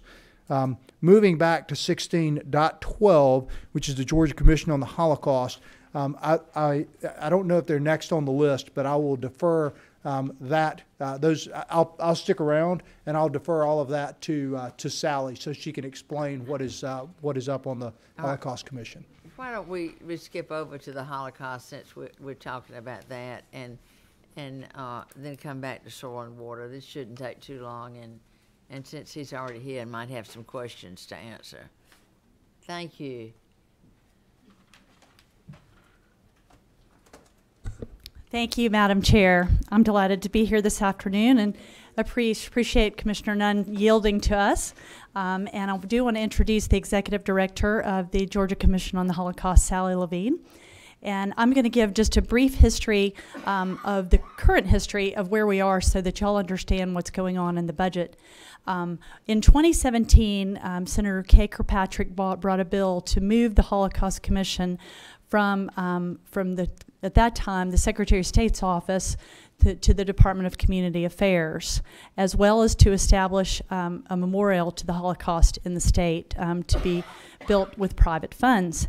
And so at that time, we were not aware, and the Commission was not aware, that to be a part of Department of Community Affairs, there would be a significant fee involved with that department, approximately $45,000 a year, which given the size of the Georgia Commission on the Holocaust was really burdensome. And so we so appreciate Governor Kemp's wisdom in recommending that we be transferred from the Department of Community Affairs to the Board of Regents. And as Sally will explain more, because a lot of the mission of the Georgia Commission on the Holocaust is educational in nature, and so we are in full agreement with moving this to the Board of Regents. And we had a very successful meeting with OPB and Chris Wells and his group, and we were able to explain that it was a really exciting time for the Georgia Commission on the Holocaust because the city of Sandy Springs has recently purchased some property where we're going to house the brand new offices for the Georgia Commission on the Holocaust, as well as the Anne Frank exhibit, Visit Sandy Springs, the Sandy Springs Perimeter Chamber, and some visiting kind of space for visiting exhibits. And so with that in mind, since this was a statutory change back in 2017, Senator Kirkpatrick has prepared a bill that would officially transfer it statutorily, again, from DCA to the Board of Regents. And I'll let Sally Levine, again, the Executive Director, explain our request. Good afternoon, and thank you so much for this opportunity to speak with you today. Georgia Commission on the Holocaust is a secular, nonpartisan state agency. We were established in 1986, and then in 1998, by an act of the Georgia Assembly, the Commission became a permanent agency. We are currently attached to the Department of Community Affairs, and as Representative Silcox mentioned to you, some of the expenses that are involved or fees that we have to pay for administrative costs are really burdensome to us, especially at this time with our plans. Our work is committed to preserving the memory and the stories of the victims of the Holocaust, the survivors, rescuers, and liberators. Some of you may have seen our brand new exhibition on the ground floor of the Capitol, and we hope, and I'm going to talk about that in a moment, to be able to replicate that exhibition and move it in other locations, state universities around Georgia. So the Board of Regents really, I think, is a very good match for us. We have educational missions in common, and we also work very, very closely with the state universities. Okay. So what do we try to do? The Georgia Commission on the Holocaust provides resources and programming to assist our audiences in examining the causes, events, and consequences of the Holocaust. Why did it happen? What made it possible? How can we recognize today hate, racism, anti-Semitism, extremism, and contemporary threats of genocide? And how do we confront these threats? And most importantly, how do we safeguard the future of our democracy? What are our roles in our democracy today? Our mandate imposes a special responsibility to be stewards of memory and contributors to a better future. Our audiences are all over Georgia. They include teachers, students. We do programs for law enforcement, for the military, and religious and community organizations throughout the state. Over the last fiscal year, we've trained over 500 Georgia teachers, and we've reached tens of thousands of students through that effort. We have reached over 20,000 Georgians with speaker programs. We've welcomed over 7,000 visitors to our on-site exhibit. We have sent traveling exhibitions to communities throughout Georgia, and we have so far compiled over 22 video histories of Georgia Holocaust survivors and witnesses to liberation. And some of you may have attended. We've conducted Holocaust commemoration ceremonies in the Georgia Capitol, as well as on military bases, schools, universities, agencies, and religious institutions. Our vision for the future is to purchase a new exhibition from the Anne Frank House in Amsterdam, and we are currently nurturing a relationship with the staff there and have already been in conversations about purchasing an updated exhibition. The one we currently have is 20 years old. We also want to include an exhibition on William Alexander Scott III. He was a witness to liberation in Buchenwald. He was an African-American soldier in a segregated unit, and he was a military photographer. We also want to have a segment on Georgians in the Holocaust, where audiences can learn about the experiences of local survivors and liberators and hear their stories and their voices. We want to talk about Americans in the Holocaust, and we want to display artifacts, documents, and newspapers from this historical period. And most importantly, we want to review what are the warning signs of genocide. How can we recognize them, and how can we respond? Today, as our remaining survivors and witnesses to the Holocaust are passing away, we face a dangerous increase in Holocaust denial and anti-Semitism here and around the world. Our obligation is to educate new generations of leaders who will safeguard our democracy, preserve memory, and confront hate. We do this by teaching about the Holocaust and its lessons for today. So what do we need? We need support for the OPB's recommendation to move us from the Department of Community Affairs to the Board of Regents, where our missions more closely aligned. We also are asking that we get a one-time infusion of funds from the state, and I know this is a difficult time for that, to help us do a preliminary design for our new exhibitions and exhibition space. And we're asking for $75,000. We've already been in conversations with the group that did the World War II Museum in New Orleans, for those of you who have visited, and we have met with them. We're also asking for an additional part-time Holocaust educator who we will work with hourly, and we're figuring that will cost us approximately $25,000 for that educator. And we're also asking for $7,500 so we can begin replicating the exhibition downstairs in the Capitol and start showing that exhibition in universities around the state. Your support is really important to us. We want to bring our programs to continued underserved communities with our exhibitions and our programs. We want to continue to provide speaker programs and educational programs, and we also want to continue our program with an annual Holocaust observance. Your support makes our urgent work possible, and we hope that you will consider our request. Thank you. Thank you, Representative Morris. Thank you, Madam Chairperson. Ms. Levine, thank you for coming today, and thank you, Chairman Silcox. I've heard many great things about you. I just want to make sure that I'm clear. We are not talking about moving the current exhibits out of Sandy Springs to Kennesaw State, correct? That is correct. The original calculation was that there would be a savings to the state by us not having to pay rent. We do not pay rent currently, and we will not pay rent. We are currently raising funds so that we will not have any rent to pay at all. So the desired model is to have the regents manage the contract for you at a significantly reduced rate, leave the facilities exactly where they're at now. Not exactly where they're at. They'll be moving to a new and improved site in Sandy Springs. Is there any way we could get it moved to Forsyth County? You know, if it's new and improved, right? What we actually can do is bring programs to Forsyth County. Okay. All right. Thank you very much. You're welcome. Representative Bonner. Hey, thank you for coming out today. Thank you. Have you had any conversations with the Board of Regents in anticipation of this potential move? We have. I've spoken specifically with the Board of Regents, and they are very comfortable with this. In fact, Sally has even been in touch with the State Accounting Office and has spoken with their auditor or state accountant, and they have agreed, as Representative Morris alluded to a much reduced fee of approximately $5,800 a year to do our accounting for the commission, which is, of course, a significant improvement over DCA at $45,000.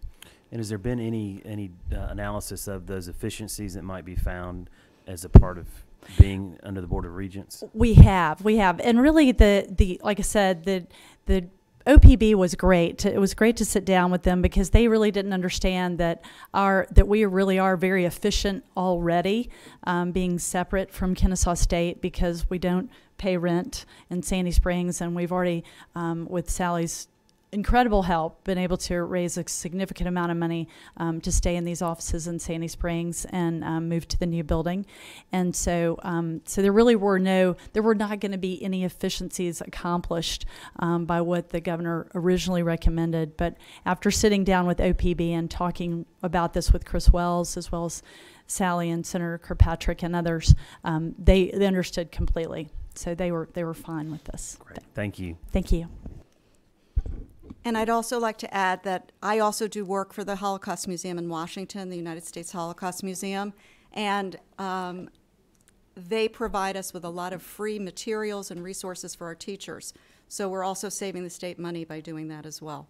So we really, I think we're really good stewards of taxpayer money, and I think we reach many Georgians with our small budget. Okay, in the budget, it shows that they're going to cut. I guess I don't understand this exactly, but there will be a savings of $267,000 by transferring you to Kennesaw. Right, and again, that's just not the case because we don't pay any rent. Okay, so it would not be a savings. You did pay administrative fees. Correct. Correct. Mm-hmm. But those administrative fees were paid by the city of... Currently, they were paid by the city of Sandy Springs, is my understanding. Administrative fees? No, those or came out of paid our the Holocaust. Okay. Our state budget. Right. All right. Okay. Okay. Yes. So I thought I would explain that piece in the governor's recommendation. And I do feel compelled on behalf of DCA because we too are an extremely efficiently operated agency. And I felt compelled to address the $45,000. This was something that was unanticipated in the transfer from the Secretary of State's office to DCA. However, because we receive the majority of our funds from federal program sources, every program consumes IT expense. Somebody's got to help take care of your IT, HR, accounting expense. And so because we receive federal funds, our administrative expenses have to be allocated in accordance with an allocation methodology. We get audited on this by every federal funding source and to ensure that we are allocating those funds across all of our programs. That allocation is done on a head count basis. That's the methodology. And so it's approximately $14,000 per person. And with 3 people, that's how you derive the $45,000. The piece that you were referring to, Madam Chair, when you were looking at the governor's budget here, currently there's a $334,226 number under state funds. There's an additional $20,000 in foundation funds there. So the budget transfer here, the $267,912 that gets transferred out to the Board of Regents represents a reduction of $45,000 for that administrative expense plus an across-the-board 6% reduction. Y'all have had the conversations about how that works, but I just thought I would explain. Who was paying the $45,000? As Sally said, the commission was paying that $45,000 so why should they to take us. a $45,000 cut when they were putting the money in themselves? I'm sorry? I mean, why should they take a $45,000 cut when they were putting the cut in themselves? I mean, the money in themselves. Well, it was coming from the state funds. It was their funding source. Their funding source. Okay. Yes. It was just an overall hit to our budget bottom line. Okay. And now with the Board of Regents, you'll really, how much will it? Well, I mean, net out of this, of course, since we won't have to pay the 45, but we'll still have to pay 58, it would be 45 minus 58 with what we would be ahead, 30-something thousand, 39.2. Okay. All right. So Faster it would really than be me. a savings, a significant savings for y'all to move to Regents. Exactly. And we know, like I said, that it's a tough year, and we are making these other requests just in the hopes that out of the generosity of your heart, Madam Chair, that you would it's help not us mine. with these It's just one-time that, you know, expenses. times, I mean, I cannot promise anything. You know, Sure. I know. You know, But we haven't even gotten the January revenue estimates. I don't know if they've come in yet. Right, If things are right. looking up, and hopefully they will. But Right. so many things are taking such Exactly. big cuts. And But if you don't ask, you'll never receive. no, Right? you certainly won't. And thank So- y'all so much for what y'all doing. And, No, thank you. And I hope everybody will take time to look at the exhibit down on first floor and read the things. It is really heartwarming. It really is And I hope exciting. that Mhm. will be a permanent exhibit there. Yes. Mm-hmm. So And we have so many school children coming in every day, and I hope they do look at it. I think it's very nice. It's by the snack bar. Okay.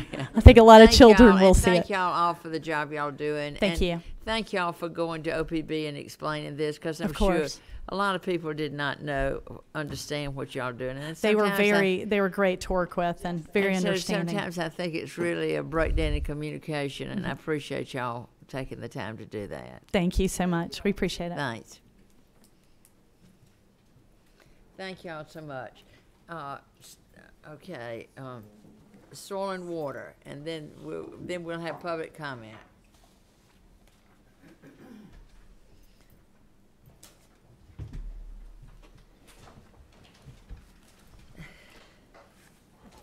Thank you, Madam Well, Chair. y'all probably remember Mitch Atway, the director. He's been around several years. Thank you, Madam Thank you Chair. so much for coming. Yes, ma'am. Thank you for the invite and the opportunity. You can find us under the Department of Ag starting at 13.7 on page 16, I believe. Point 1 through point 3 are all statewide budget 13 changes. What, just see, 13.7, okay. Yes, ma'am. It'll be page 2 on your tracking document. Oh, I apologize. No, we've all got different things. Okay, thank you. Okay. Yes, ma'am. Point 1 through point 3 are statewide budget changes. I would like to point out that we are grateful for point 3, which provides us $13,761 for a $1,000 raise for regular employees, making less than $40,000. How many employees do you have making less than 40,000? We have 10 that qualify for this. So about half our workforce. You have 10 that qualify. Yes, ma'am. It was OPB, and when they described how they got this funding, or this number, if an employee was 100% state funded, they received $1,000. If an employee was 50% state funded and 50% funded. Otherwise, they had $500. We have 8 employees that are 100% state funded that would receive the 1,000, and then 2 that are 50-50 through federal funds for the other 50%, and they received the 500. Well, I know this is, do they realize, do your other 2 employees realize that they're funded by the federal government and might not get it? They are aware of how they're funded, yes, ma'am. They're aware of the way they're funded? Yes. But we have not spoke with them about the difference in the pay, and we're currently seeing what we could do to possibly have them receive the other $500. Okay. I'm sorry, go ahead, okay.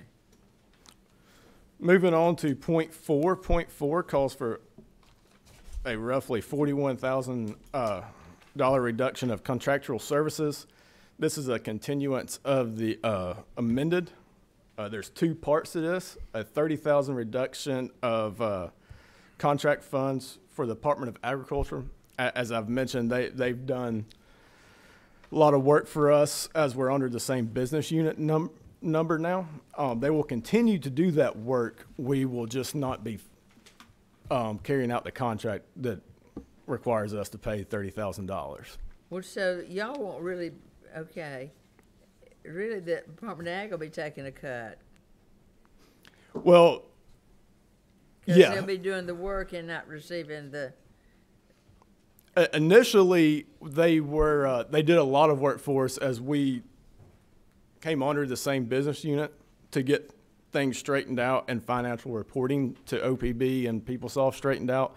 At this point, we are handling those reports and simply sending them to the Department of Ag so they can file them all under the same business unit number. Okay, so they're really not doing any service for y'all now? No, ma'am. They're an asset for us to lean on if we have issues, but we're generating our reports, sending to them for them to file. Okay.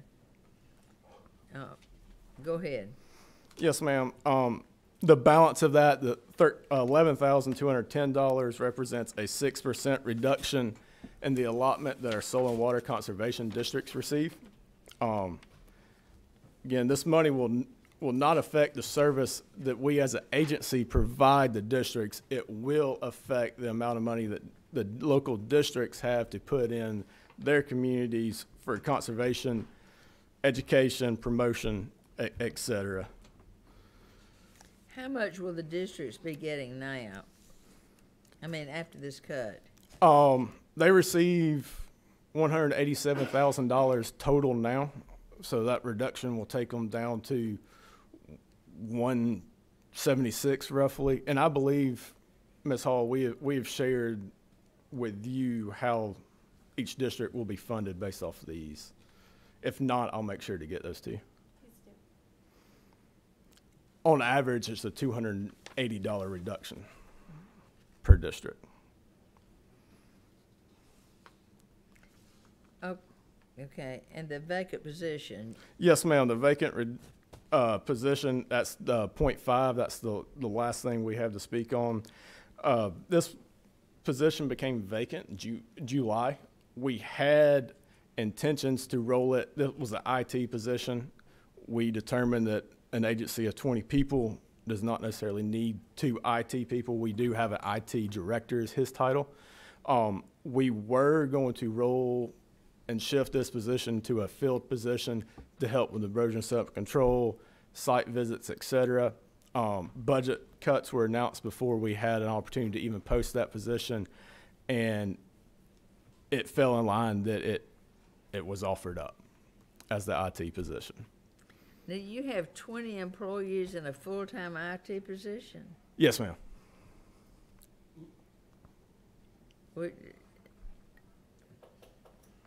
Y'all must have a lot of computer problems. Not necessarily computer problems in-house. The erosion and certification control classes that we oversee, we issue on an average 9,500 certifications through that a year. People sign up through those online. We post individual scores online. We print out the cards, all that's through a system. So it's not it's not necessarily services that position's offering in-house to employees, but citizens through programs that we run. I guess when I think about an IT position, I think about a clerical person. Sure. Somebody that knows a lot more about computers, not. Well, this position does that as well, but he also maintains things that we provide to citizens through our website. One thing that I wanted to point out, the 1.5 million that Flint River Soil and Water, and I asked you about that today. A lot Yes, of ma'am. people might not know it. We were real, wild hogs is a big problem, and they're tearing up so much land, and that there was in the Farm Bill 1.5 million that went to soil and water down in Flint River. Do you monitor how that money's spent, or is all that federally monitored? That is federally monitored, but I would like to say that's a great program, and you're well aware, as many of people in South Georgia are, the damage of the feral hogs. This is a two-stage program that they're involved in. One would be with one sector with USDA, where they're focused on eradication of the feral hogs. And then the second stage would be working with Natural Resource Conservation to go in and repair the land that was destroyed by the feral hogs. Okay. Well, Representative Bonner. Thank you. Just as a follow-up, is there not any savings to be realized by outsourcing that IT work if it's just simply, or a large part of it is administering the program of certifications? Potentially. Since we, in a sense, administer the material that's taught and grade the course in-house, it's always been kept in-house to maintain the legitimacy of the program and make sure that we're offering, when we issue that certification, that it means something, and that it has, those individuals have met the requirements. Not saying that it can't be outsourced. The thought being with that is, as I mentioned earlier, that position is not serving the staff members for IT issues as well as doing that. And I don't know if you would see a savings if we still need IT assistance, given not a lot, but we still need that assistance, but we don't have that in-house either if we outsource. Understand. And just a last question, same as I asked the previous. Your understanding is that $1,000 raise for everyone under $40,000 is simply does not include any sort of merit considerations to it, correct? Not at this time. My understanding from OPB was $1,000 for 100% funded and the $500 for the 50% funded. Which, based on the numbers you gave us, that the math in front of us still doesn't add up. Well, and I'm glad you brought that up. It doesn't. It is short, I believe, to be $800. We have spoke with OPB this week. They're aware of it. What happened there,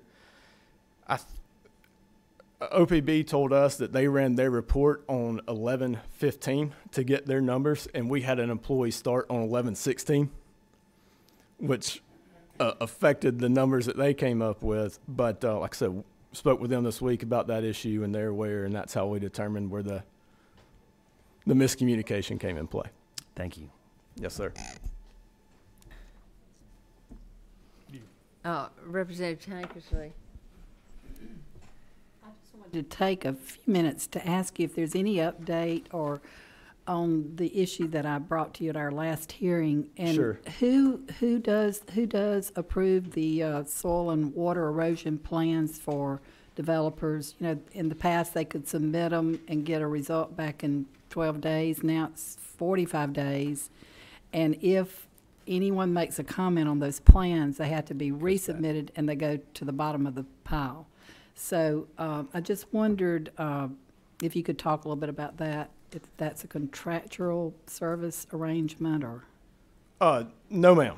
So when EPD issues a local municipality, local issuing status, LIA, those plans that are done in that area fall in our jurisdiction. Now, there is options for those LIAs to review it on their own. They have to go through a process with us that we're currently looking at shorting, hopefully to encourage more LIAs to participate.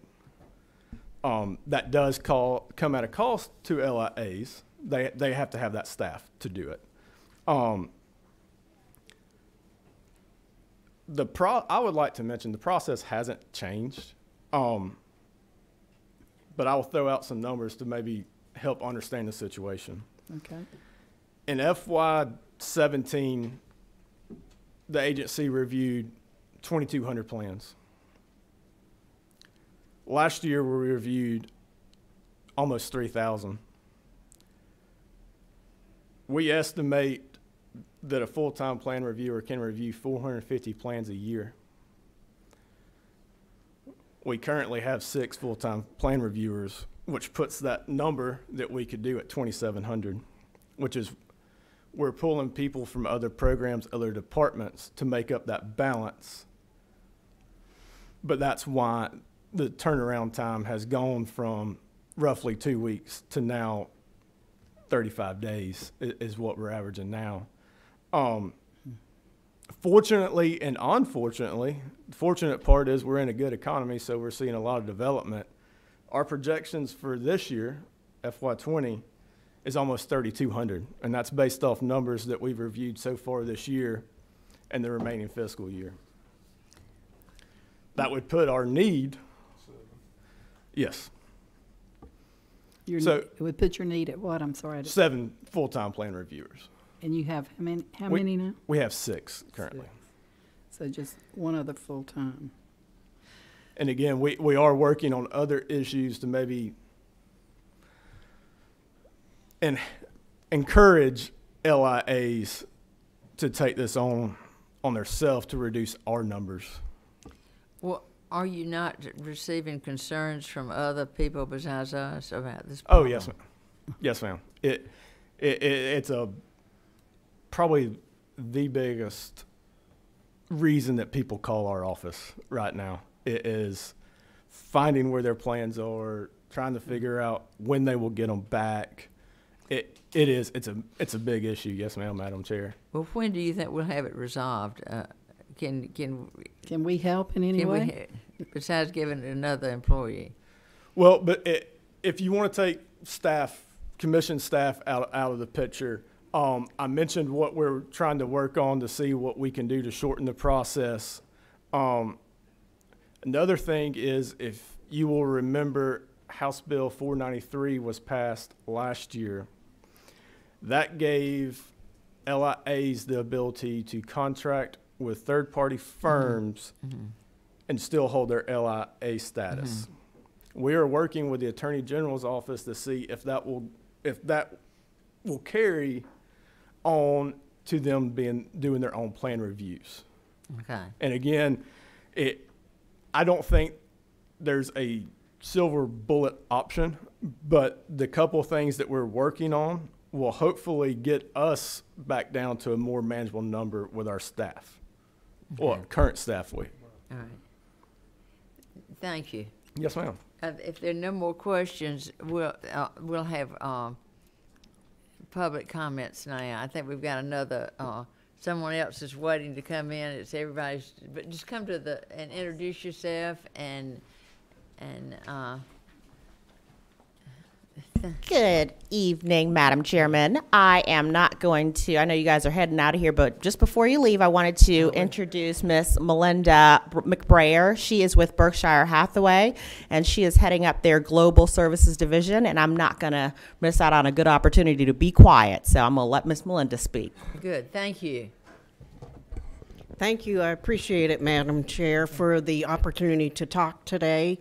And wanted to let you know Berkshire Hathaway is starting a global division. They've already moved into many countries around the world, Spain, Portugal, Germany, And what we're doing now is, and just to give you a little history about myself, I worked for 15 years for Siemens here in Alpharetta.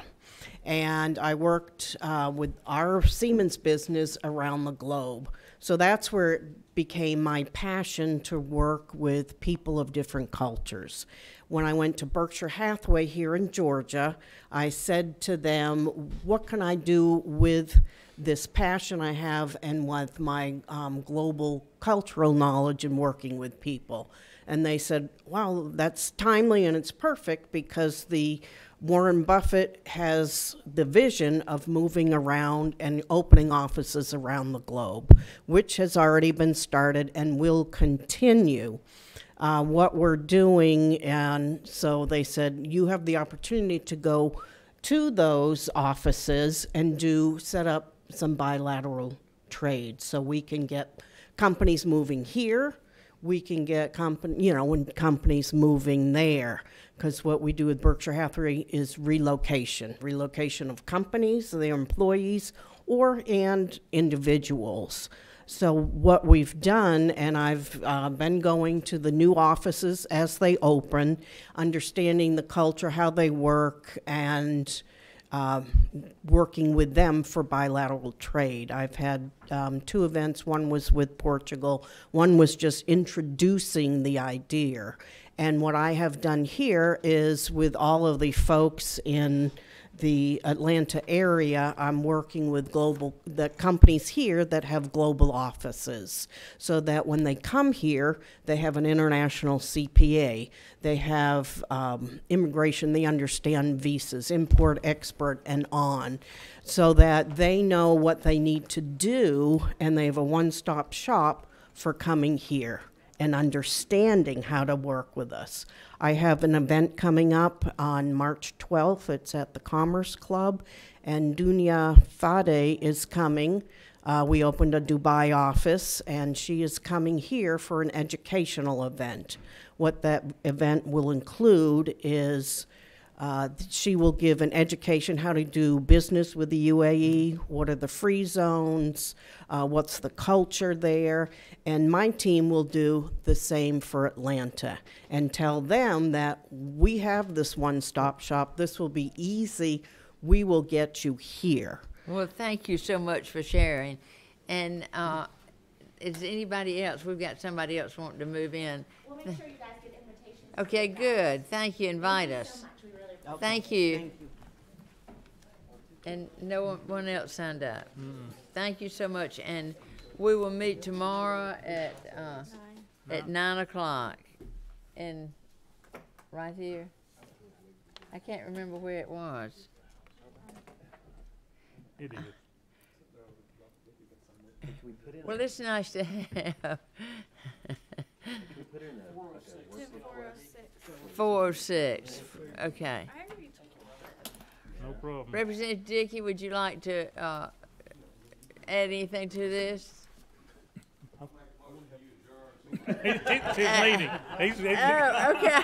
I thought you just came to see us. He can't.